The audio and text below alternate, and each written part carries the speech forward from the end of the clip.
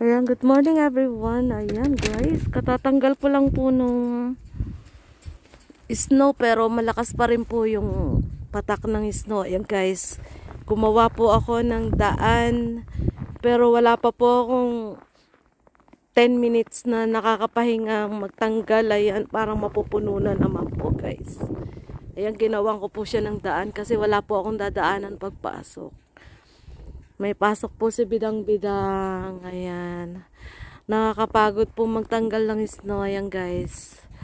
Hindi pa ako pumapasok sa trabaho. Napagod na si bidang. Ayan guys.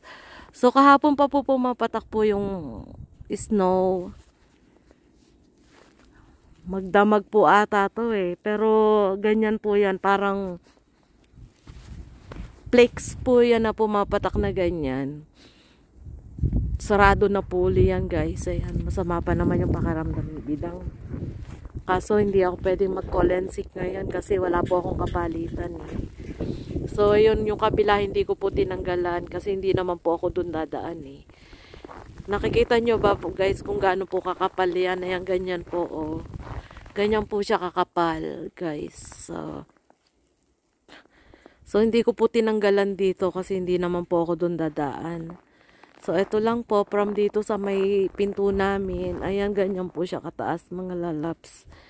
So, tinanggalan ko po. Hopefully, bago ako pumasok, makita ko pa rin yung tutungtungan ko kasi lulubog po kasi yung sapatos ko eh. Mababasa po yung medyas ko pagka hindi ko yan tinanggal. Kasi ganyan po kataas po yung ano, yung snow. Ayan guys, so ang taas niya, diba? Ayan, nagawa po ako ng daan ko papunta doon. So, sana makalabas kami yung sasakyan namin. Silipin ko po doon sa may parking spot. Kung makapal po yung snow. Ay, naku po. Nakalubog po yung ano. Guys, ang taas ng ano ang taas ng snow. Pero last day ko naman po kasi ngayon ang work ko eh. Kaya, papasok pa rin po ako. Depende na rin po doon sa ano namin kung ano, pero feeling ko may pasok po kami, rain or shine. Ganyan. Ayan guys, buhay Canada. Ayan, sobrang daming snow. March na, mag-April na, may ganito pa rin ka-heavy yung snow. Grabe. Ito, gabundok na dito sa gilid namin. Oh, matatakloban na po yung bintana ko. Ayan guys, oh, yung bintana namin, oh. Halos kalahati na po. Parang tataklob na doon sa bintana namin yung snow.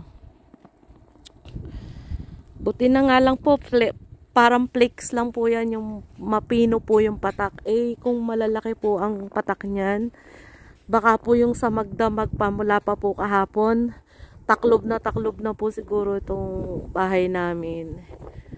Ayan, kaso mamaya pa po yung pasok ko na 8 o'clock eh. Baka mamaya bago ako pumasok, paglabas ko sarado na ulit itong dadaanan ko. Ayan guys, grabe. Ito po yung aming ano, sabi hanggang bukas pa raw po ito eh, yung snow hanggang bukas pa. Naalala ko po nung last year, March po ako na aksidente noon. Ganito rin po. Dito po sa side na to. Kasi dahil po napuno po siya ng snow, akala ko pantay lang siya. So pagtungtong ko po, malalim pala yun. Ganito po siya, oh, naging flat siya na ganito. Eh, doon ako dumaan yun. Doon ako dumadaan dati. Pagtungtong ko dito sa may side na to, ang lalim pala nun. Grabe. Yun, na-aksidente po si bidang-bidang. So, ingat-ingat po sa mga papasok po ngayon na katulad ko. Babiyahe po. Magdadrive. Safe driving po. Zero visibility po ngayon. O, tingnan nyo po, madilim po. Lalo na sa mga highways. Ingat-ingat po tayong lahat. Ayan, ako naman po, malapit lang naman po yung workplace ko, yung mga 5 minutes drive lang po dito, straight lang po yung kalsada na, ayun doon, from doon, straight lang po yung ano. Grabe po, oh, kung napapansin nyo po, ayan po yung alimpuyo po ng snow. So, ayan guys, at least natanggal ko na po ng konti, kaso Baka mamaya bago ako pumasok, wala na naman tong daan. Okay guys, ayan po ulit. Salamat po sa inyo po ng mga sumusuporta po sa akin. God bless you all. See you guys on my next video. Bye bye.